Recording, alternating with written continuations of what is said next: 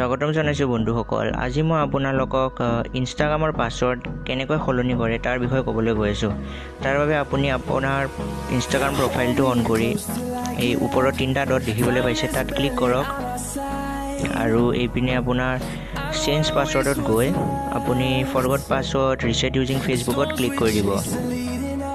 ইয়াতে আপোনাৰ ফেচবুকৰ সৈতে লিংক থকা ইমেইল এড্ৰেছ অথবা ফোন নম্বৰ আৰু ফেচবুক পাছৱৰ্ডটো মাৰি দিব। তাৰপিছত লগইন কৰি দিব আৰু এক ধৰণে আপুনি কৰিব পাৰে। তাৰ বাবে আপুনি যিকোনো এটা ব্ৰাউজাৰ অ'পেন কৰক।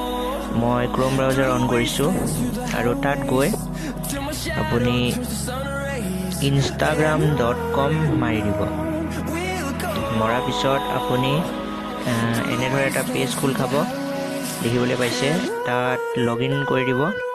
তাৰপিছত আপুনি ফৰগট পাছৱৰ্ডত ক্লিক কৰি দিলে ইয়াত ইমেইল এড্ৰেছ অথবা ইউজাৰ নেম মাৰিব লাগিব। আপুনি যিকোনো এটা দিব পাৰে। আপোনাৰ ধৰক ইউজাৰ নেমটো দি দিছোঁ। ইয়াত ইউজাৰ নেমটো দিয়াৰ পিছত আপোনাৰ ইয়াতে I am not a robot বুলি ক্লিক কৰিব।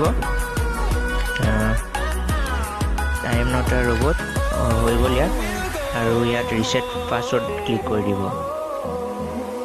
ভিডিঅ'টো ভাল লাগিলে লাইক কৰি দিব আৰু ছাবস্ক্ৰাইব কৰি দিব।